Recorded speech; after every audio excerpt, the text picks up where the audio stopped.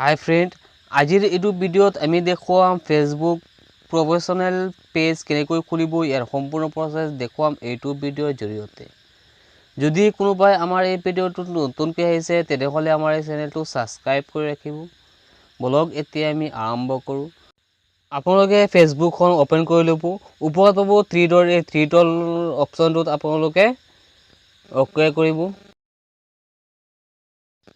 ইয়াত ওকে কৰাৰ লগে নেক্সট এটা পেজ আহিব। ইয়াত পেজ নামৰ এটা অপচন পাব। এই অপচনটোত আপোনালোকে ওকে কৰিব।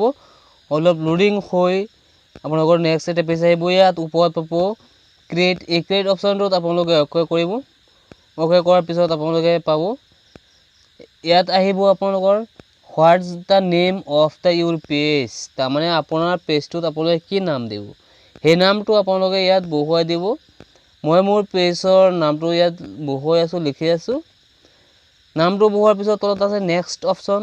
এই নেক্সট অপচনটোত আপোনালোকে এতিয়া ওকে কৰি দিব।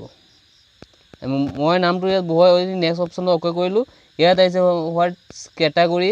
তাৰমানে ইয়াত আপোনালোকে কেটাগৰীটো কি হয় আপোনাৰ চেনেল, আপোনাৰ পেজটোকো সেই কেটাগৰীটো আপোনালোকে ইয়াত বহুৱাই দিব।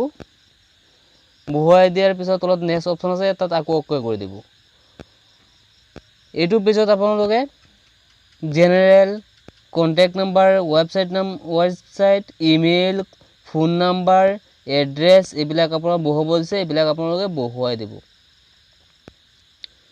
ইয়াত আপোনালোকে এড্ৰেছটো বহুৱাব। এড্ৰেছটো বহুৱাৰ পিছত তলত আপোনালোকে ইয়াত ইমেইলটো বহুৱাব, তলত ফোন নাম্বাৰটো বহুৱাব। এড্ৰেছটো আমি বহুৱাই আছোঁ, যেনেকৈ আছে তেনেকৈ আপোনালোকে বহুৱাই দিব। একেবাৰে সহজ হয়। এইখিনি বহুৱাৰ পিছত আকৌ স্কুল টাউনটো তলত আছে জিপ কোড। জিপ কোডটোত আপোনালোকে নিজৰ পিনকোডটো বহুৱাই দিব। নিজৰ পিনকোডটো বহুৱাই তলত তিনিটা অপচন আছে। ইয়াত অলৱেজ অপেন যিটো আছে, এই 3 নম্বৰ মাজৰ যিটো অপচন অলৱেজ অপেনটো আমি বহুৱাই দিছোঁ। আপোনালোকে যিকোনো এটা বহুৱাই দি নেক্সট অপচনটোত আপোনালোকে ওকে কৰি দিব।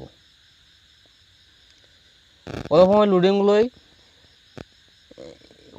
পেজটো প্ৰায় হৈ গ'ল। ইয়াত আপোনালোকে ইয়াৰ পৰা প্ৰফাইল পিকচাৰটো আপোনালোকে বহুৱাই দিব পাৰিব, স্কিপ কৰি পিছতো বহুৱাব পাৰিব। আমি প্ৰফাইল পিকচাৰটো এটা বহুৱাই দি আছোঁ।